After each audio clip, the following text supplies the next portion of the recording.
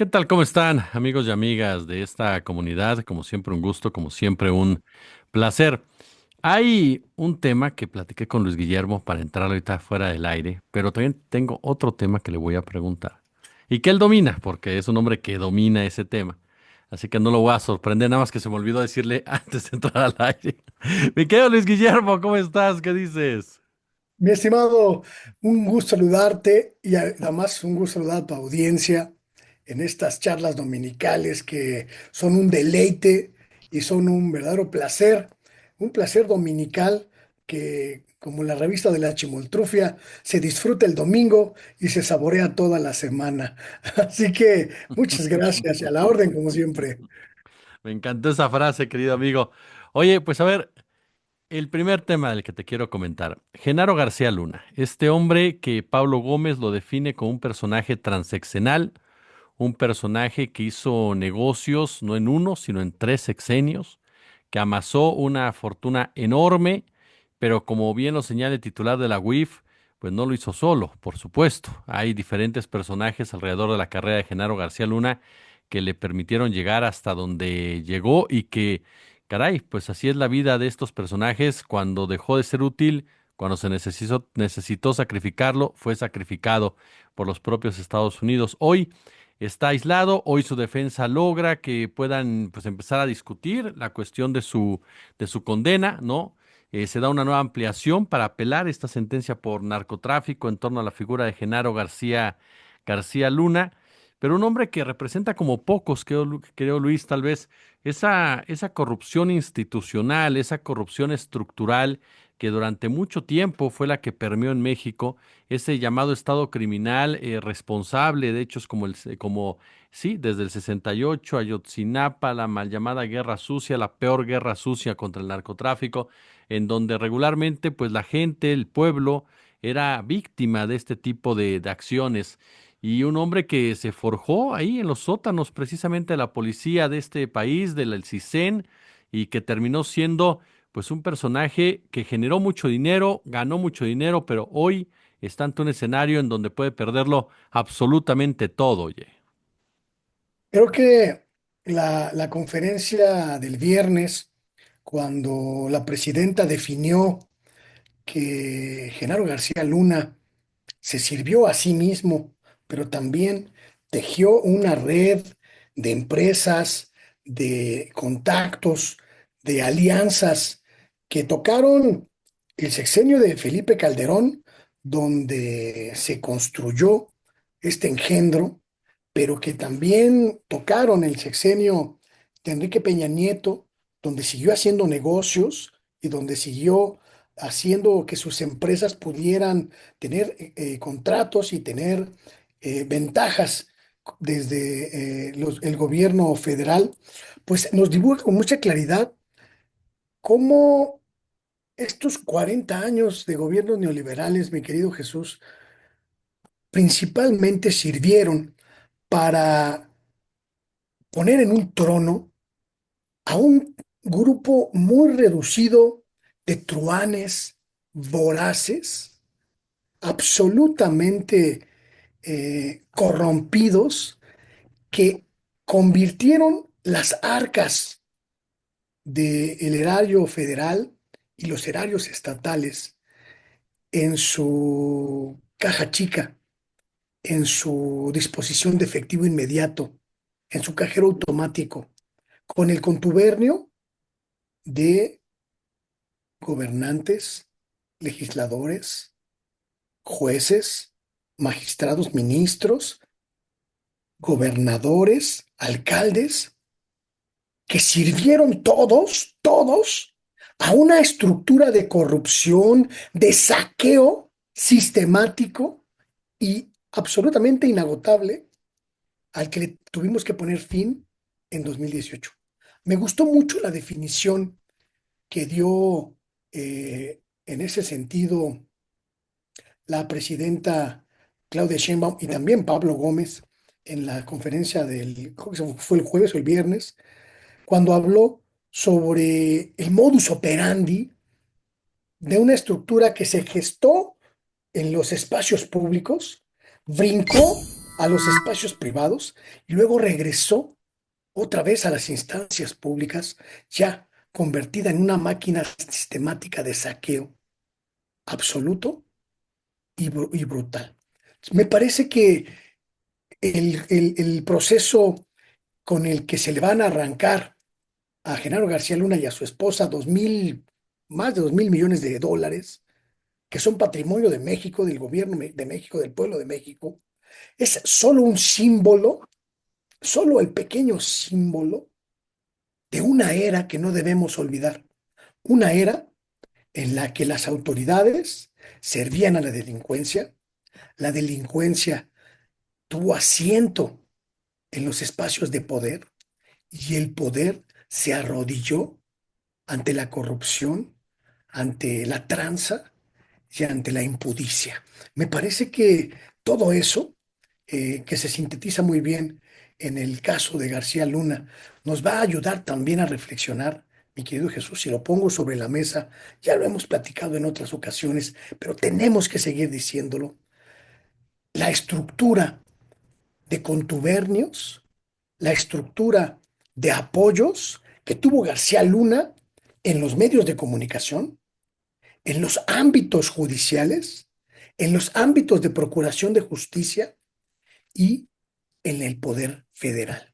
La responsabilidad que tienen el expresidente Felipe Calderón, el expresidente Enrique Peña Nieto, los exfiscales, exprocuradores generales de la República, desde Marisela Morales hasta el último de los procuradores de Peña Nieto, desde los líderes de los partidos, los líderes camerales, los líderes del Congreso, los presidentes de la Corte y todo el entramado jurídico, político, social, económico, financiero, empresarial que rodeó a esta podredumbre convertida en ser humano llamada Genaro García Luna. Sí, totalmente. Tocas un punto que es básico para entender a los entramados de este personaje y sus negocios. Yo recuerdo muy bien todos los contratos que le dio a la familia Slim, a Carlos Slim, con esa plataforma México. ¿Recuerdas una plataforma que nunca funcionó realmente para el supuesto combate al narco y todo eso, pero fue un negociazo para Grupo Carso? Digo, no es extrañar porque Genaro García Luna era, porque ahora ya nadie lo reconoce, pero en su momento era muy amigo de Héctor Slim, el sobrino de Carlos Slim, el hijo de Julián Slim, quien era integrante de la Dirección Federal de Seguridad, comandante de la Dirección Federal de Seguridad. Y por ahí también te vas con el caso de la REA, cuando lo ayudó a reprimir mineros, que mandó elementos federales, y cuando liberaron a Harp del secuestro, que te soy honesto, yo siempre he creído que García Luna, por ejemplo, pequeño paréntesis, siempre institucionalizó el secuestro en este país. Lo que hizo en la AFI fue fabricar culpables para meter gente inocente a la cárcel y Sí, secuestrar gente para institucionalizarlo, para que fuera un negocio literalmente de la propia autoridad de la mano de empresarios, como el caso de este señor Margolis, y amparados, como bien lo decías, en los medios de comunicación. Y ahí regreso. Cuántos de esas supuestas capturas, ¿no? Que te ponían atrás a 10 personas, que luego te los repetían, ¿no? En otras ocasiones, y a todos los acusaban de ser los peores criminales de este planeta, y pues resulta que no era así, resulta que muchos de ellos eran personas que pasaban literal por su cuadra en la madrugada, iban a trabajar o regresaban de trabajar, los agarraban, los acusaban de secuestro y vámonos para adentro, y los pobres siguen ahí en muchos casos.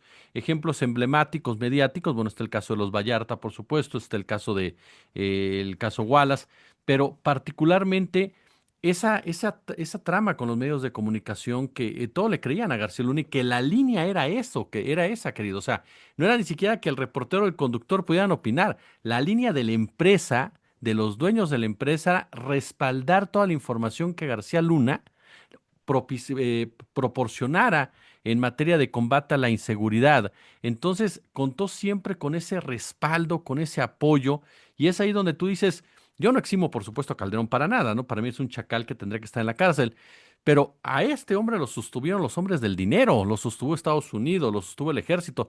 De otra manera, no puedes entender cómo es un personaje tan oscuro con la época de Fox en la AFI, lo pones de secretario de Seguridad y le das contratos después en el sexenio de Enrique Peña Nieto. Imagínate cuánto dinero, cuánta información no tenía este hombre, cuánta información no recabó para hacer su empresa de seguridad, quiénes son los socios de esa empresa de seguridad, los famosos Wimber, qué tipo de relaciones tienen los Wimber también con el Mossad, con la DEA, la CIA. Entonces, realmente es una telaraña muy profunda en donde te dejan muy en claro que el tema de la seguridad, pues es un negociazo para empresarios, para funcionarios, para jefes policíacos de cualquier lado de la frontera, oye. Creo que, creo que Pablo Gómez lo definió muy bien. Un Estado corrupto, completamente corrupto, en el que delincuentes de cuello blanco operaron una red de corrupción que tocó a todos, a todos. Nadie se salva en estos dos sexenios, el sexenio de Calderón, el sexenio de Peña Nieto, de tener algún vínculo, de tener alguna conexión, de tener alguna participación, aunque fuese por omisión, aunque fuese por saberlo y voltear la mirada hacia otro lado, en esta trama corrupta.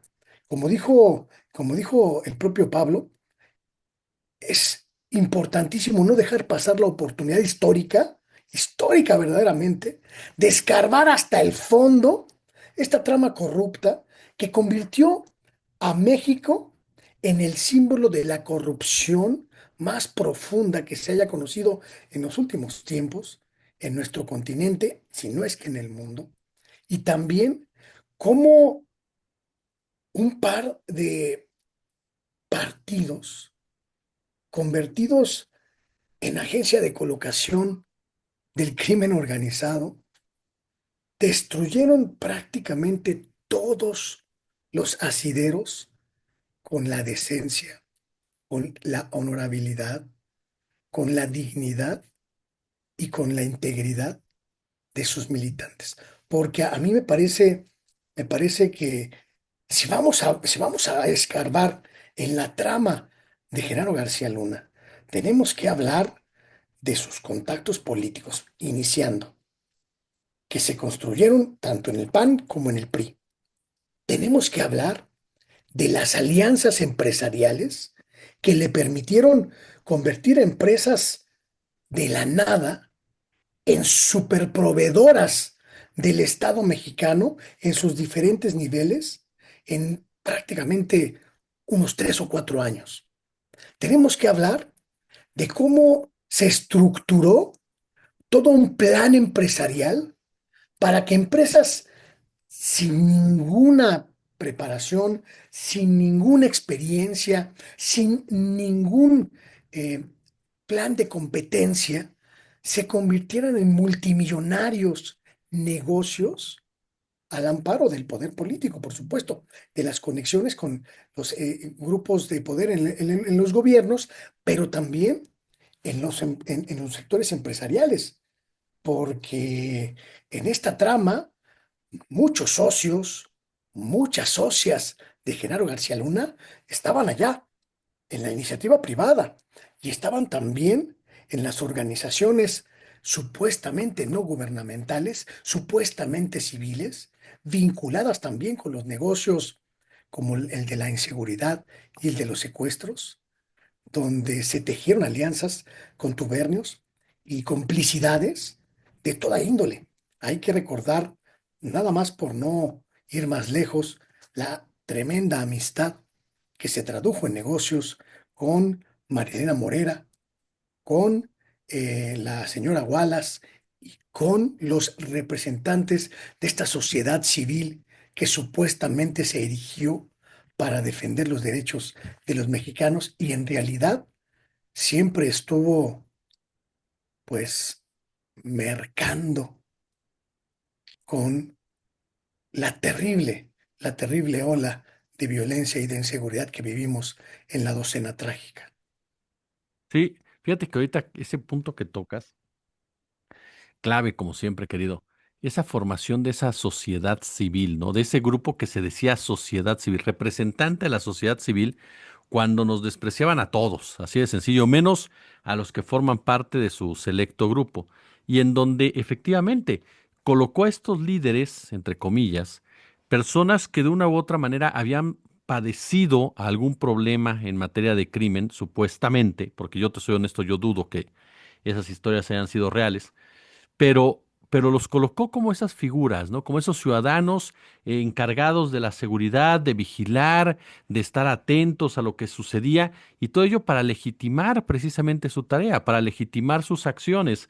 Y ahí coloca a Marilena Morera y coloca a Isabel Miranda de Gualas, en un principio también Eduardo Gallo, metido también Javier Sicilia también en algún momento, Alejandro Martín mejor se hizo a un lado cuando se dio cuenta de cuál era el problema que ya estaba ahí embarrándose todo el mundo. Pero en el caso concreto de Morera y de Wallace, yo recuerdo cuántas veces no aplaudieron a García Luna, cuántas veces no la apapacharon, o sea, y las Tiempo. dos con sus ONGs, un negociazo, o sea, Isabel Miranda de Wallace chantajeaba a los gobernadores, les decía, bueno, si tú quieres que tu estado salga bien en materia de secuestros, pues le tienes que caer, y si no, pues te voy a incrementar la cifra, cabrón, de lo que está pasando en tu estado, aunque no sea cierto.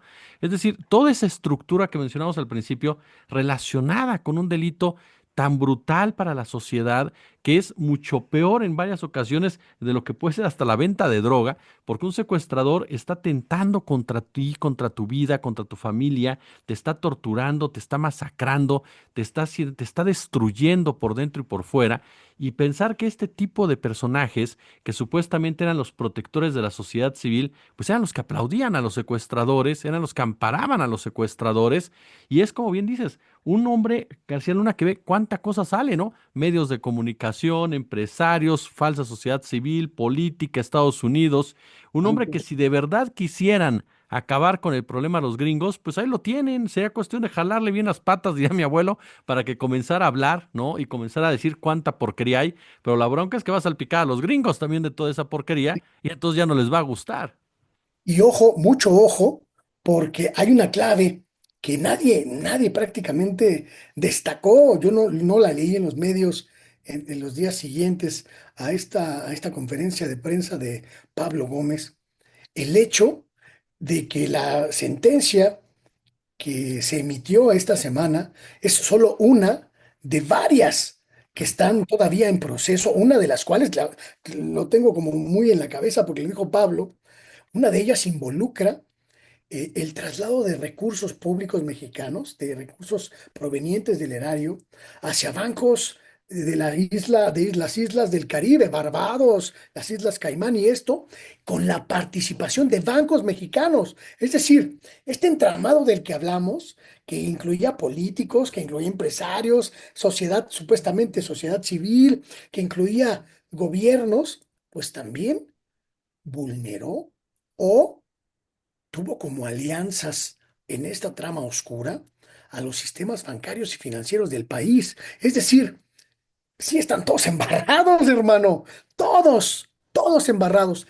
Y creo que es un momento verdaderamente crucial para llegar al fondo, porque se rompieron ya prácticamente todas las estructuras que soportaban ese régimen, ese sistema. Se rompieron todas las alianzas que les permitían subsistir, que les permitían permanecer, por lo menos en la impunidad.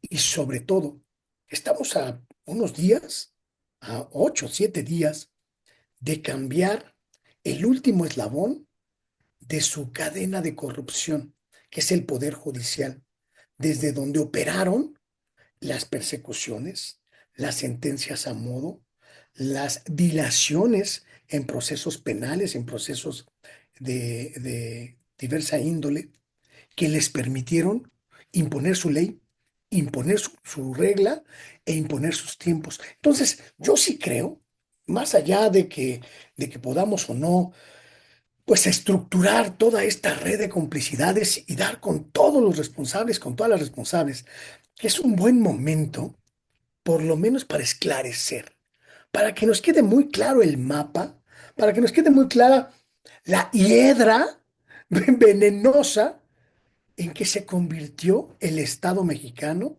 durante estos, lo que Pablo dice, 50 años y que yo ubico más como en los últimos 40, 35 años, en los que la descomposición fue no solo acelerada, sino profundísima, profundísima, querido Jesús. Sí, totalmente. Y fíjate ahorita que mencionaba los medios, ¿cuántos medios corporativos? Los cito, TV Azteca, Televisa, Imagen incluso, y ciertos medios digitales como Latinus, como Atypical, incluso La Saga con Adela Micha. ¿Cuánto le han dado a este tema de García Luna? Muy poco. Realmente se han hecho como diría mi abuelo, se ha hecho como el tío Lolo, en pocas palabras, ¿no? O sea, fingiendo casi, casi, pues ahí está la notita, pero nos quitamos. Y sin embargo, hermano, el comportamiento, sí, hay en pocas palabras, ¿no? O sea, volteando para todos lados a ver si no les dispara a alguien. Pero, caray, esto me lleva a un hecho indignante. ¿A qué voy? A que el juego que le han dado al tema de esta semana del asesinato de los dos colaboradores de Clara Brugada, en donde vimos la vileza, vimos la carroña, vimos lo miserables que pueden ser muchos de estos personajes que anteriormente estuvieron relacionados con García Luna, según sus propias palabras, el caso del propio Raimundo Rivapalacio, que fueron parte de las estrategias de comunicación de García Luna como Curcio, como Jorge Fernández Menéndez, todos ellos dándole un juego, ahí sí con García Luna callados, pero dándole un juego brutal al tema de este asesinato, en donde generan todo tipo de situaciones para tratar de generar inestabilidad en esta ciudad, para tratar de generar miedo, para tratar de generar caos, en donde uno se queda pensando, a ver, protegían a García Luna, eran promotores de García Luna, que es un narco, ya no es una opinión, ahí está el dato, ¿no? Y sin embargo, ahora destacan una nota como si fuera el apocalipsis, literalmente, y es un caso en donde se habla principalmente de crimen organizado como tal, como el responsable. Y entonces dices, ¿de qué lado están? Si por un lado estuviste fomentando un narcotraficante y por el otro estás no sobremencionando, pero machacando el tema, no de una forma sumamente soez, en donde está metido el crimen organizado para desestabilizar a un gobierno y a una ciudad en particular. Y ahí es donde recuerdo las palabras que me dijo un día, que me dijo Pigmenio Ibarra, de que la derecha y el narco parece que van del mismo caminito por ese odio que le tienen. No sé si el odio sea la palabra correcta, pero por lo menos esa animadversión hacia lo que es Morena y su movimiento de la cuarta transformación, oye. Fíjate que qué bueno que tocas ese tema, el tema del terrible atentado que se vivió en la Ciudad de México la semana que terminó, porque el viernes tuve oportunidad de irme a platicar con un par de fuentes de altísimo nivel en la Ciudad de México, intentando entender lo que pasó, cómo pasó y el impacto que tiene en términos sociales y en términos políticos, tanto el atentado como la avalancha brutal mediática que le vino después. Y una de las fuentes del gobierno de la jefa de gobierno, Clara Burgada, me decía que hay una similitud muy particular entre lo que ocurrió con este atentado y las subsecuentes campañas mediáticas para sembrar el miedo, con lo que ocurrió allá en la época de Cuauhtémoc Cárdenas, cuando mataron a Paco Stanley, y que los medios de comunicación convirtieron ese hecho, esa circunstancia, en prácticamente el punto de inflexión para tratar de tirar al gobierno, al primer gobierno de izquierda de la capital del país. Y hablaba esta fuente de que los primeros indicios que se han identificado ya como líneas de investigación concretas en el atentado que ocurrió esta semana, pues hablan de esto que mencionaste, que es verdaderamente siniestro. Una posibilidad de que haya sido un atentado de índole política, pero con métodos del crimen organizado para tratar, uno, de desviar la investigación y dos, de comprometer una narrativa de caos, de terror, de verdadero terror, para inculcar en la capital del país la semilla de la desestabilización. Yo me quedé como un poco sacado de onda, porque los indicios de la fiscalía efectivamente sí hablaron, se han señalado. La fiscal Luján ha sido, alcalde Luján, perdón, ha sido pues muy sensata, muy cautelosa a la hora de ir dando a conocer los avances. Pero la línea de investigación que se fortalece parece ser esta: un móvil político con los trucos, con las escenografías del crimen organizado. Me parece siniestro, mi querido Jesús, siniestro por donde lo veas. Y si logramos, que seguramente lo lograremos, identificar las autorías intelectuales, seguramente va a haber un escándalo brutal si se mantiene esta tesis de parte del equipo de la jefa de gobierno. Me parece muy interesante todo esto que me han contado este fin de semana, porque a a la tribulación natural después del suceso, al susto, al pasmo, a lo que tú le quieras llamar, que es la reacción inicial de saber que asesinaron a dos de tus compañeros y que no hay una causa real que lo justifique o que lo explique.